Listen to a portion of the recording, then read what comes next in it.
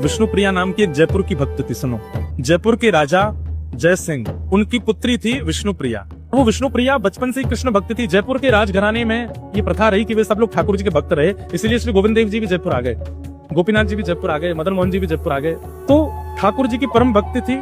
लेकिन विष्णुप्रिया ने एक दिन सत्संग में जगन्नाथ रस कथा सुनी, और जब जगन्नाथ जी के बारे में विष्णुप्रिया ने सुना तो इतनी भावना उनकी जुड़ गई महाप्रभु जगन्नाथ जी से, तो वे अनुचरों को भेजने लगे। दर्शन करने भी गई, जगन्नाथ जी का दर्शन करके आनंदित हो गई। वो पद है ना, मेरो मन गिरधर छवि पे अटक्यो, ऐसे विष्णुप्रिया के साथ हुआ। वो जब महाप्रभु जगन्नाथ जी का दर्शन करने आई तो मेरो मन जगन्नाथ में अटको। वो जगन्नाथ जी की ऐसी प्रिय हो गए कि उन्हें महाप्रभु जगन्नाथ जी की याद आती रहती थी।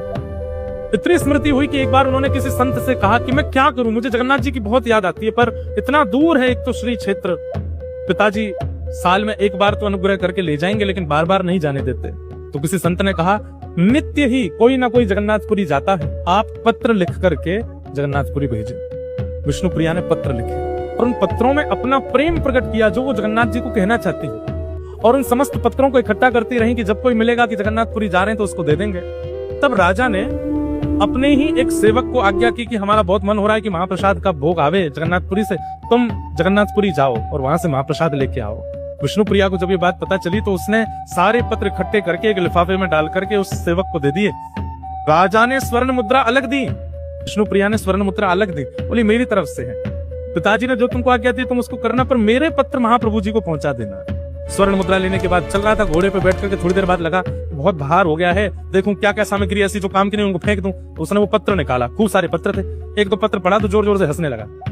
ये भगवान को पूजने की वस्तु है, ये क्या प्रेम पत्र जैसे लिख दिए, और वो पत्र वहीं फेंक दिए बीच मार्ग में। जैसे ही वो जगन्नाथपुरी पहुंचा, कहते हैं रात भर उसको नींद नहीं आई। क्यों नींद नहीं आई? कि वो तो जगन्नाथपुरी आ गया, लेकिन महाप्रभु जी जिन पत्रों की प्रतीक्षा कर रहे थे वो पत्र लेकर के नहीं आए। महाप्रभु जी को नींद नहीं आ रही है कि मेरे पत्र आए होंगे, कहाँ है वो, अभी तक नहीं दिए इसने। ब्रह्म मुहूर्त में जैसे उसके नेत्र बंद हुए तो जगन्नाथ महाप्रभु रुदन करते हुए उसको दिखाई दिए और बोले, तुमने अपने मतलब की वस्तु, अपने मतलब की सामग्री तो तुमने अपनी जेब में रख ली, और मेरी मतलब की वस्तु जो तुम जयपुर से लेके आए तो वो तुमने बीच रास्ते में फेंक दी। ये तुमने अच्छा नहीं किया।